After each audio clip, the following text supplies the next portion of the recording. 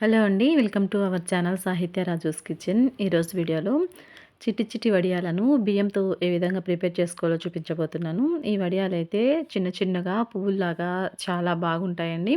రుచి కూడా చాలా చాలా బావుంటుంది. అలాగే ఇవి ప్రిపేర్ చేసుకోవడం కూడా చాలా ఈజీ. మరి ఈ చిట్టి చిట్టి వడియాలని బియ్యంతోటి ఏ విధంగా ప్రిపేర్ చేసుకోవాలో మనం విధానాన్ని వీడియోలోకి వెళ్ళి చూసేద్దాం రండి.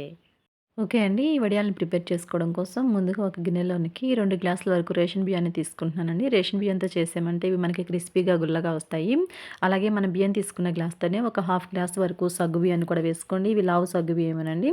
ఇప్పుడు ఈ రెండిటిలోనికి సరిపడా వాటర్‌ని పోసుకొని 3, 4 సార్లైనా కనీసం శుభ్రంగా కడిగి తీసుకోండి. ఎందుకంటే మనం రేషన్ బియ్యంతో చేస్తున్నాం కదా! రేషన్ బియ్యంతో కొంచెం డస్ట్ అవి ఉంటాయి కాబట్టి ఇలా నీట్‌గా కడిగి తీసుకున్న తర్వాత ఇప్పుడు ఈ బియ్యంలోనికి మునిగేంత వరకు ఫ్రెష్ వాటర్‌ని పోసుకొని ఈ గిన్నెపై మూతని ఉంచి ఓవర్ నైట్ అంతా కూడా బియ్యాన్ని బాగా నానబెట్టుకోండి.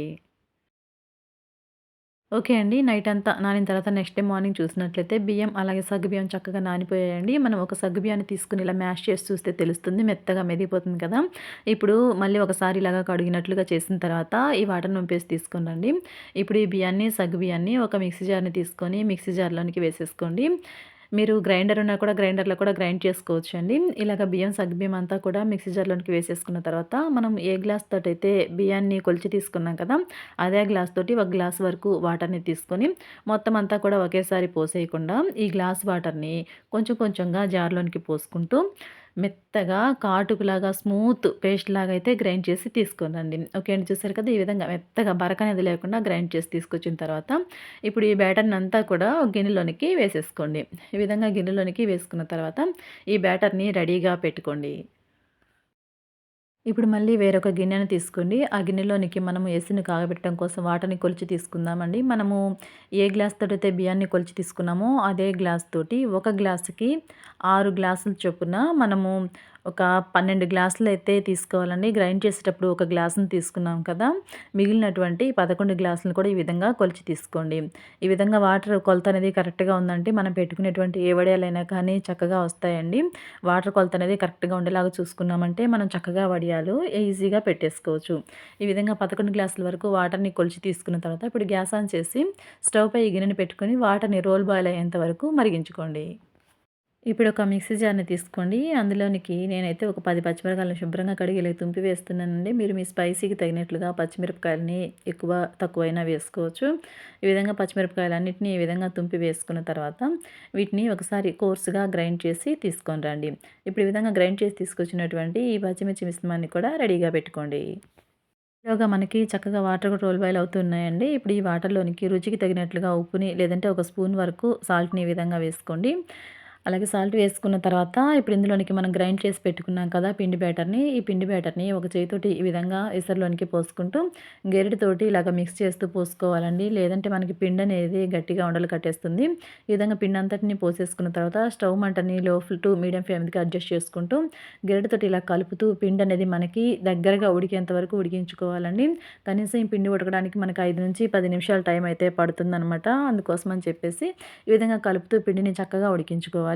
పిండి ఇలాగా సగం ఉడికిన తర్వాత ఇప్పుడు ఇందులోనికి ఒక స్పూన్ వరకు జీలకర్రని వేసుకోండి. అలాగే మనం గ్రైండ్ చేసి పెట్టుకున్నటువంటి పచ్చిమిర్చి పేస్ట్‌ని కూడా వేసుకొని పిండిని ఈ విధంగా బాగా కలుపుతూ ఉడికించండి. కొంతసేపు ఉడికేసరికి చూడండి ఈ విధంగా మనకి పిండి అనేది గట్టి పడుతుంది కదా! అలాగే పిండి ముద్దలు ఏవైనా ఏర్పడుతూ ఉన్నా కూడా గరిటెతోటి ఈ విధంగా మ్యాష్ చేసుకుంటూ మనం సంఘటన ఎలా వెనుపుతామో చూడండి. ఆ ఎనిపినట్లుగా ఇలాగ ఎనుపుకుంటూ పిండినైతే దగ్గర పడేంత వరకు బాగా ఉడికించండి. ఓకే అండి. కొంతసేపటికి ఇలాగ బాగా పిండి అనేది మనకి గట్టిపడి ఉడికిపోయింది కదా! ఇప్పుడు గ్యాస్ ఆపేసుకొని ఈ గిన్నెని కిందకి దింపుకొని పూర్తిగా వీటిని చల్లారిపోనివ్వాలి. ఓకే అండి. కొంతసేపటి తర్వాత మనకి ఈ పిండి అనేది పూర్తిగా చల్లారిపోతుంది. ఈ వడియాల్ని మాత్రము పిండి చల్లారిన తర్వాతనే పెట్టుకోవాలండి. మొత్తం కంప్లీట్‌గా కూల్ అయిపోవాలనమాట. ఇప్పుడు గిన్నెలోనికి వాటర్‌ని తీసుకొని కొంచెం ఇలాగ చేయి తడి చేసుకున్న తర్వాత కొంచెం కొంచెంగా పిండి బ్యాటర్ అనేది తీసుకుంటూ ఇలాగ వీడియోలో చూపిస్తున్న విధంగా మనం వడియాల్లాగా అయితే పెట్టుకోవాలండి. మీకు ఎండ అవైలబుల్‌గా ఉంటే ఎండలో పెట్టుకోవచ్చండి. లేదంటే ఎలాగో సమ్మరే కదా! మనం ఫ్యాన్ గాలి కింద పెట్టుకున్నా కూడా ఇవి చక్కగా ఎండిపోతాయనమాట. ఓకే అండి. నేనైతే ఇప్పుడు ఈ వడియాల్ని టెర్రస్ మీద పెడుతున్నానండి. చక్కగా ఎండొస్తుంది కాబట్టి అక్కడ ఒక కవర్‌నైతే ఇలా వేసేసుకున్నానండి. కవర్‌ని వేసేసుకొని తడి చేసుకుంటూ చేతులకి కొంచెం కొంచెంగా ఈ బ్యాటర్‌నైతే తీసుకుంటూ నేను ఇలాగ చిన్న చిన్న వడియాల్లాగా అయితే పెడుతున్నానండి. మీరు పెద్ద సైజులో అయితే అస్సలు పెట్టుకోవద్దండి. చిన్న చిన్న సైజులోనే పెట్టుకోవాలనమాట.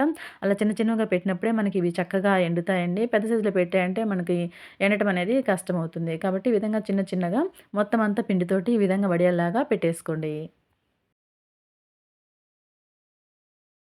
ఓకే అండి. ఈ విధంగా వడియాలనైతే మనం కనీసం 2 రోజులైనా ఎండలో పెట్టుకోవాలనమాట. ఈ విధంగా 2 రోజులు ఎండిన తర్వాత ఈ వడియాల్ని మనము ఇలాగ తీసి చూద్దాం చూడండి. తీసినప్పుడు వెనక సైడ్ కొంచెం పచ్చేదైనా ఉంటే మనం ఇలాగా ఉల్టా చేసి పెట్టుకోవాలండి. లేదంటే ఎండిపోయినాయి అంటే మనం వీటన్నిటిని కూడా చక్కగా తీసేసి ఒక గిన్నెలోని కానీ, పెద్ద ప్లేట్‌లోని కానీ వేసుకోవాలండి. ఈ విధంగా అన్నీ వేసేసుకున్న తర్వాత ఇప్పుడు వీటిని మరొక రోజంతా కూడా ఎండలో పెట్టుకోవాలండి. ఏదైనా పచ్చితనం ఏదైనా ఉంటే పోతుంది. ఈ విధంగా ఎండలో బాగా పూర్తిగా డ్రై చేసుకోవటం వల్ల మనకి వడియాలనేవి ఒక సంవత్సరం పాటైనా నిలవుంటాయి. ఓకే అండి. ఇలా పూర్తిగా ఎండిపోయిన తర్వాత చూసారా మనకి వడియాలనేవి చక్కగా కరకరలాడుతూ చూడండి గులకరాలులాగా ఎంత బాగా శబ్దం వస్తుందో పూర్తిగా ఎండిపోయాయన్నమాట. ఇప్పుడు వీటిని మనము కొంచెం కొంచెంగా తీసుకుంటూ డీప్ ఫ్రై చేసుకుందాము. ఈ విధంగా గ్యాస్ ఆన్ చేసి స్టవ్ పై ప్యాన్ పెట్టుకొని కొంచెం ఆయిల్‌ని ఈ విధంగా పోసుకున్న తర్వాత మనం ఎండబెట్టుకున్నటువంటి వడియాల్ని ముందు కొంచెం ఒకటి వేసి చూద్దాం చూడండి. ఇలాగ ఒకటి వేసి చూసిన తర్వాత ఇది చక్కగా అయితే పొంగింది కదా! ఇప్పుడు ఈ తీసేసి కొన్ని కొన్ని ఈ విధంగా ఒక గుప్పెడు గుప్పెడు వేసుకుంటూ చక్కగా మనము ఫ్రై చేసి తీసుకోవటమే. ఇలాగా మనము అప్పుడప్పుడు పప్పు, చారుల్లోకి అలాగే పులుసు కూరల్లోకి నంచుకోవడానికి చాలా బాగా టేస్టీగా ఉంటాయి ఈ వడియాలనేవి.